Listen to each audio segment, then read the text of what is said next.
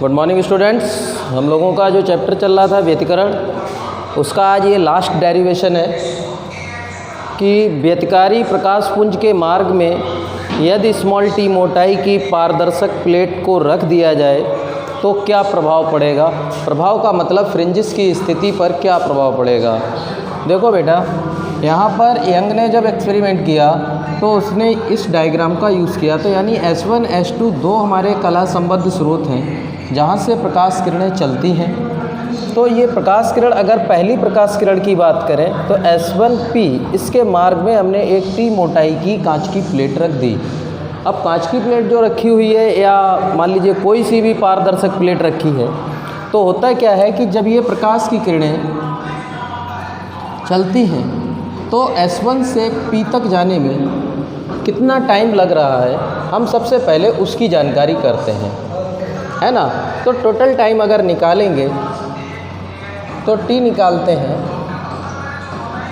S1P minus T, अर्थात बेटा S1P पूरी दूरी है, उसमें से हमने ये जो पारदर्शक प्लेट है इतनी दूरी को अलग कर दिया। रीज़न क्या है कि ये दूरी चूँकि माध्यम अलग है, जिसका अपवर्तनांक हमने यहाँ पर स्मॉल n माना है। चूँकि ये यहाँ पर मीडियम चेंज हो जाएगा तो प्रकाश की चाल भी बदल जाएगी, जिसकी वजह से टाइमिंग में भी फ़र्क पड़ेगा। तो हम सबसे पहले जितनी इस कांच से पहले और इसके बाद की जो प्रकाश की किरणें हैं उनके द्वारा तय किए गए टाइम को निकालेंगे, प्लस इस प्लेट के अंदर कितना टाइम लग रहा है उसको लिखेंगे। चूँकि समय बराबर होता है बेटा, समय बराबर दूरी बटे चाल यूज़ करते हैं हम लोग सूत्र। तो उसी सूत्र के अकॉर्डिंग हम यहाँ पर मान रखेंगे।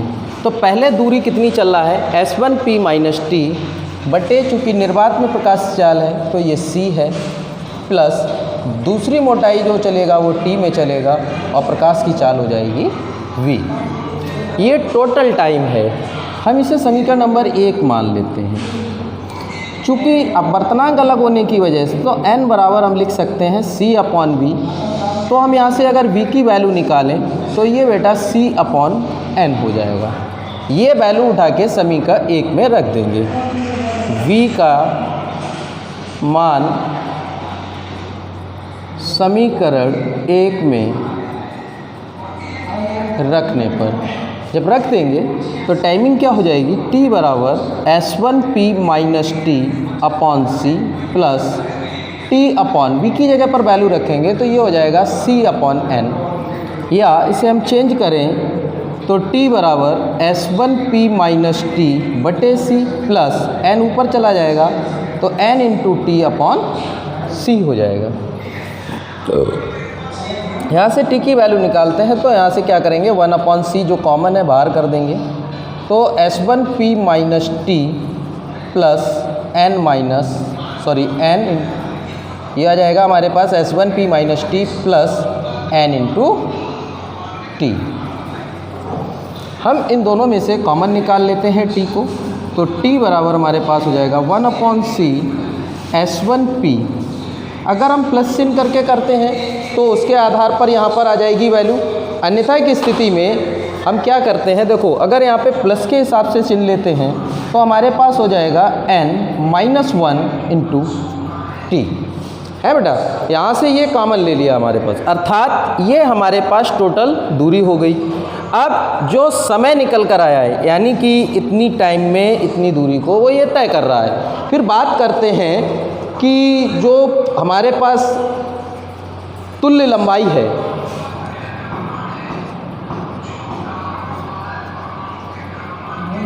अगर तुल्य लंबाई की अगर हम बात करें तो ये निर्वात में प्रकाश के द्वारा तय की गई दूरी के बराबर होगी। अर्थात हम लिख सकते हैं C into T। C into T की वैल्यू है 1/C और ब्रैकेट में आ जाएगा S1P plus n-1 into T। C से C कैंसिल हो जाएगा और प्रभावी जो लंबाई निकल कर आएगी वो बेटा हो जाएगी हम लोगों के पास S1P plus n-1 into T। यानी कि ये प्रभावी लंबाई हमारे पास निकल कर आ गई। अब हम यहाँ पर देखते हैं बेटा कि S1P ये टोटल दूरी थी, लेकिन इसमें क्या हुआ, n-1 इंटू टी की यहाँ पर वृद्धि हो गई है। देखिएगा क्या कह रहे हैं, चूंकि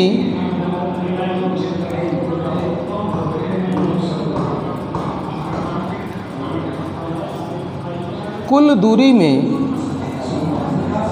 n-1 इंटू टी की वृद्धि हो रही है ना। जब n-1 इंटू टी की यहाँ पर वृद्धि हो रही है तो अब हम क्या करेंगे कि इसका पथांतर निकाल देंगे। अतः किरणों का या तरंगों का कर दीजिएगा का पथांतर, तो पथांतर निकालेंगे तो वैल्यू हो जाएगी पथांतर बराबर H2P, यानी कि इस पूरी दूरी में से इसको घटा देंगे, H2P माइनस S1P, है ना। अब चूंकि ये टोटल दूरी जो आ रही है वो हमारे पास आ रही है S1P, है ना, प्लस n-1 इंटू टी, और इसे हम एक ब्रैकेट के अंदर बंद कर ले रहे हैं। क्या होगा, चेंज करते हैं तो वैल्यू आ जाएगी H2P माइनस S1P। ठीक, ये हमने इसके साथ ले लिया। अब जो ये दूरी बच रही है, अगर हम यहाँ पर इस माइनस चिन्ह को लिख लेते हैं, जैसे कि वैल्यू आ रही है H2P माइनस S1P, तो अब हम क्या करेंगे कि इसमें जब घटाएंगे तो माइनस चिन्ह के साथ इसको अगर हम लिख लेते हैं तो माइनस चूँकि मल्टीप्लाई इसके साथ हो जाएगा तो n-1 और इंटू टी आ जाएगा, है ना। अब हम लोग जानते हैं कि H2P माइनस S1P बराबर चूँकि दीप्त फ्रिंज के लिए है तो XMD अपॉन स्मॉल डी, ये वैल्यू हम लोगों के पास पहले से मौजूद है क्योंकि पिछले डेरिवेशन में हम ये मान निकाल चुके थे। तो ये वैल्यू जब आ जाती है तो हम इसको क्या करेंगे, इसमें रख देंगे, तो क्या हो जाएगा XMD upon D minus n-1 into T, और ये वैल्यू हमारे पास आ रही है पथांतर के, है ना। अब चूंकि दीप्त फ्रिंज की बात कर रहा है, तो चूंकि दीप्त फ्रिंज की बात है तो इसलिए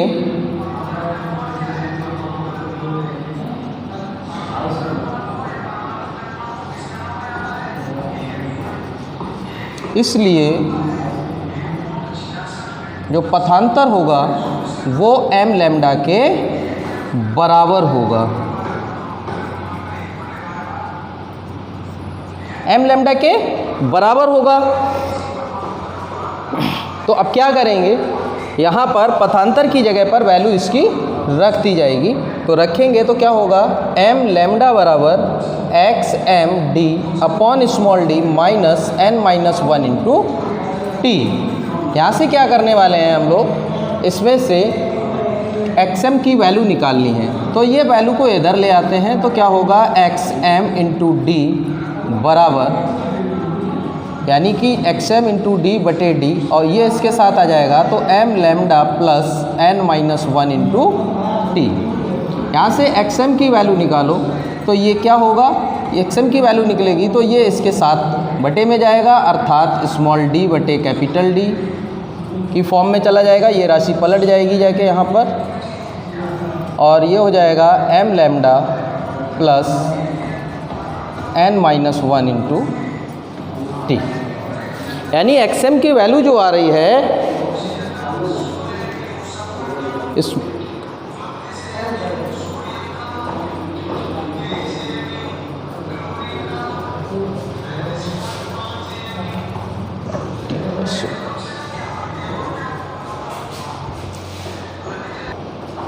तो बेटा जो यहाँ पर वैल्यू है ये होगा स्मॉल d और यहाँ होगा कैपिटल D, तो स्मॉल d तो कैपिटल D, इसीलिए आंसर हमारा गलत हो रहा है। तो यहाँ पर क्या हो जाएगा,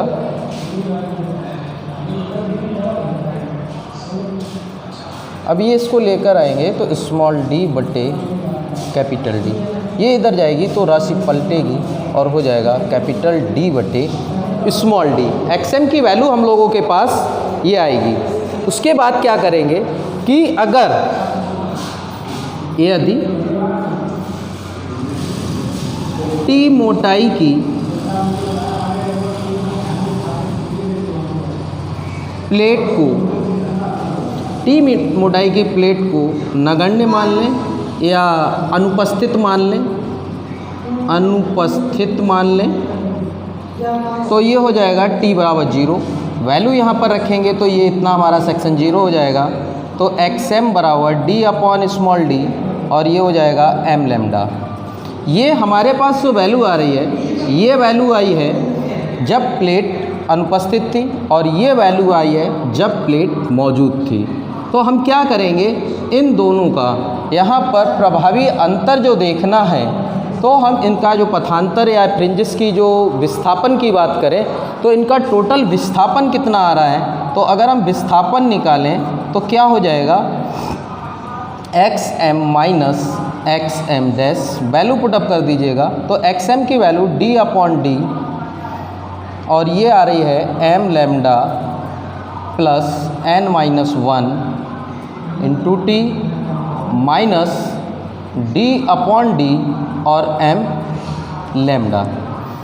अब बेटा क्या करेंगे कि जो कॉमन मिल रहा है वो बाहर निकाल लेंगे। तो कैपिटल डी बटे स्मॉल डी पूरे से कॉमन मिला और क्या हो जाएगा, M lambda plus N minus 1 into T minus M lambda, है ना। अब क्या होगा कि देखो एम लैम्डा ये माइनस का ये प्लस का कैंसिल हो जाएगा पूरा, और जो बच रहा है वो हम यहाँ लिखे दे रहे हैं। तो क्या बचेगा, डी बटे डी, और ये अगर पथांतर निकालें तो एक्स 0 के बराबर हो जाएगा। अब यहाँ पर कितना बच रहा है, एन माइनस 1 इंटू टी।